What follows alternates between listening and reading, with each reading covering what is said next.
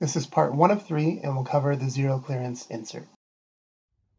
Today I'd like to go over a couple modifications that I made to my miter saw. These are very simple modifications that improve the efficiency of the saw, both dust collection and tear out. These modifications should translate to pretty much any miter saw. They're all going to have minor differences, maybe the fasteners in the throat plate, what have you, but this model is the Bosch Axial Glide compound sliding miter saw. It's a great saw, especially for a small shop. I go over it in my shop tour video if you'd like to hear me talk about it more. Let's jump in. As you can see, the standard throat plate has quite a gap here in the middle.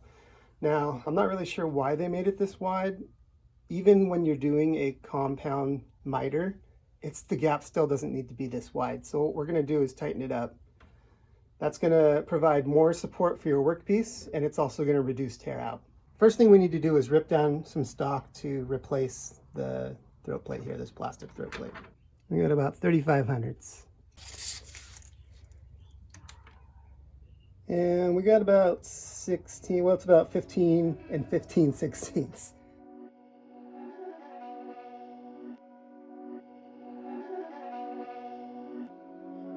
These my daddies make it hurt.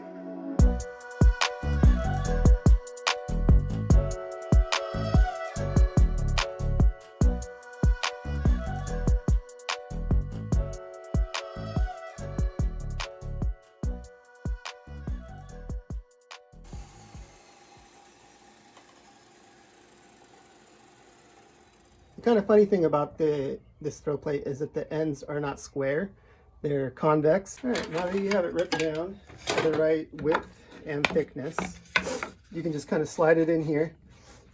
There's these two little nubs back here. Now these little nubs help register your throat plate, but they're also in the way at the moment. So what I'm going to do is just slide my wood in here and use a scribe.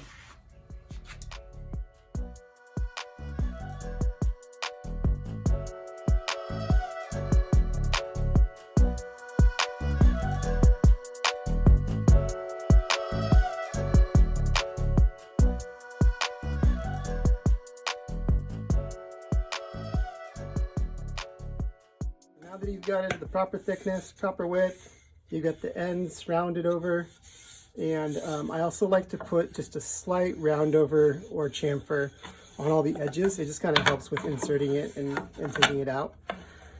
But you still have these little pins to deal with. So what I like to do is just pop it in here.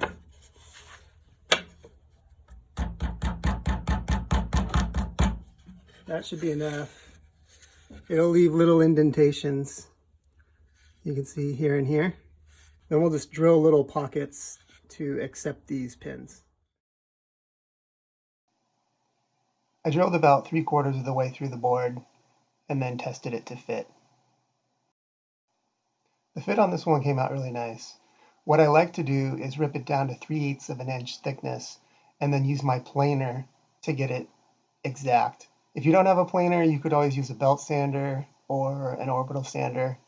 Do it a little bit at a time and then test the fit to see how well it works. In the end, it should be nice and flush. As far as the fastener holes, you could use the original throat plate as a template and mark the holes, and then use a Forstner bit and a regular drill bit to make those. Personally, I don't like having fasteners in here because I probably change this plate out, I don't know, every day. The only downside to that is there's nothing really keeping this in here except for friction. So if you're cutting something, it's going to be holding the throat plate in place. But if there's nothing to keep this from moving, it could jostle around or even jump a little bit. Oh, ear protection. Don't forget ear protection. Time to make that magic happen.